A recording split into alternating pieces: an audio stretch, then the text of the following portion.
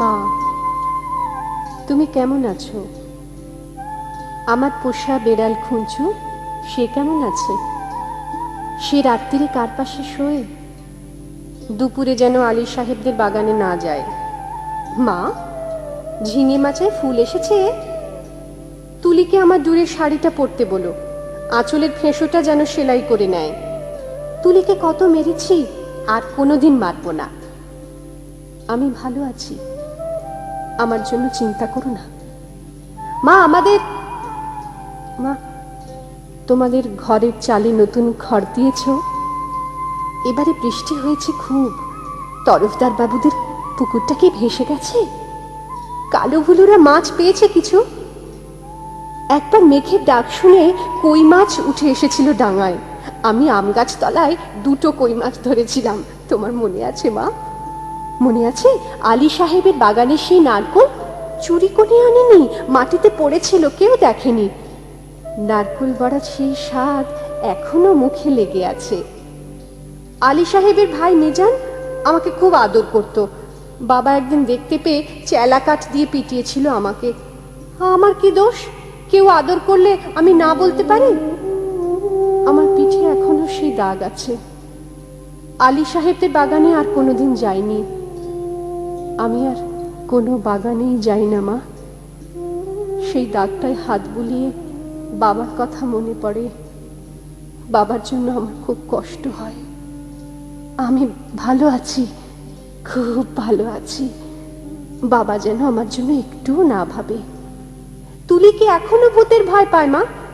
তুলি আর আমি পুকুর ধারে কলা বউ দেখেছিলাম। সেই থেকে তুলির ভিটের ব্যারাম শুরু হলো। দাদা সেই কলা গাছটা কেটে ফেললো। আমি কিন্তু ভয় পাইনি, তুলিকে কত খেপিয়েছি। আমার আবার মাঝরাত্রে সেই কলা বউ দেখতে ইচ্ছে করে। হ্যাঁ, ভালো কথা। দাদা কোনো কাজ পেয়েছে? নকুরবাবু যে বলেছিল বহরমপুরে নিয়ে যাবে। দাদাকে বলো ওর ওপর আমি রাগ করিনি। রাগ পুষে রাখলে মানুষের বড় কষ্ট। আমার শরীরে আর রাগ নেই। আমি আর এক ফোঁটাও কাঁদি না মা। আমি রোজ দোকানের খাবার খাই। হোটেল থেকে 2 বেলা আমার খাবার এনে দেয়।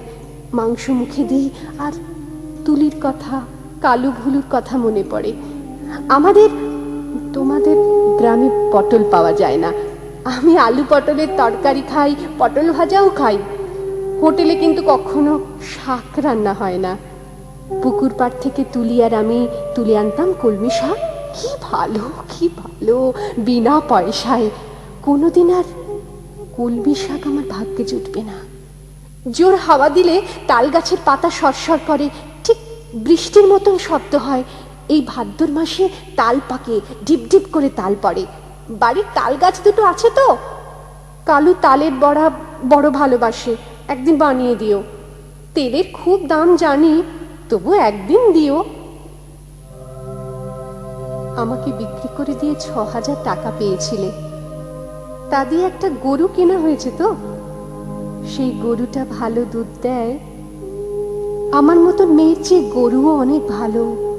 গরুর দুধ বিক্রি করে সংসারের সুসার হয়। গরুর বাছুর আনন্দ হয়। বাড়িতে কন্যা সন্তান থাকলে কত জ্বালা। 2 বেলা ভাত দাও রে, শাড়ি দাও রে, বিয়ের জোগাড় করো রে, হাবলু মিজান শ্রীধরদের থাবা থেকে মেয়েকে বাঁচাও রে। আমি কি বুঝি না? সব বুঝি, সব বুঝি। কেন আমায় বিক্রি করে দিলে? তাও তো বুঝি। সেই জন্যই তো আমার কোনো রাগ নেই, অভিমান নেই। আমি তো ভালোই আছি, খেয়ে পড়ে আছি। তোমরা ওই টাকায় বাড়িঘর সারিয়ে নিও ঠিকঠাক। কালু ভুলুকে স্কুলে পাঠিও, তুলিকে ব্রজেন ডাক্তারের ওষুধ খাইও। তুমি একটা শাড়ি কিনো, বাবার জন্য একটা ধুতি। দাদার একটা ঘড়ির শখ, তা কি ও টাকায় কুলোবে? আমি কিছু টাকা জমিয়েছি, সোনার দুল গড়িয়েছি। একদিন কি হলো জানো মা? আকাশ খুব মেঘ জমেছিল। দিনের বেলা ঘুরঘুরটি অন্ধকার। মনটা হঠাৎ কেমন কেমন করে উঠল। দুপুরবেলা চুপি চুপি বেরিয়ে ট্রেনে চেপে বসলাম। স্টেশনে নেমে দেখি একটা মাত্র সাইকেল রিক্সা। খুব ইচ্ছে হলো একবার তোমাদের এটা দেখে আসি। রথতলার মোড়ে আসতেই কারা যেন চেঁচিয়ে উঠল, কে যায়, কে যায়? দেখি যে হাবলু শ্রীধরদের সঙ্গে তাস খেলছে দাদা। আমাকে বলল, হারামজাদি, কেন ফিরে এসেছিস? আমি ভয় পেয়ে বললাম, ফিরে আসিনি গো, থাকতেও আসিনি, একবার শুধু দেখতে এসেছি। হাবলু বলল, এটা একটা বেবুসে মাগি। কি করেছে অন্য বলো তো? তাকে আমার গায়ে লেখা আছে। আর একটা ছেলে, চিনি না, বলল, ছি ছি ছি, গায়ের বদনাম। হাবলু রিকশাওয়ালাকে চোখ রাঙিয়ে বলল, ফিরে যা। আমি বললাম, দাদা দাদা, আমি মায়ের জন্য কটা টাকা এনেছি আর তুলির জন্য। দাদা টেনে এক চড় কষালো আমার গালে।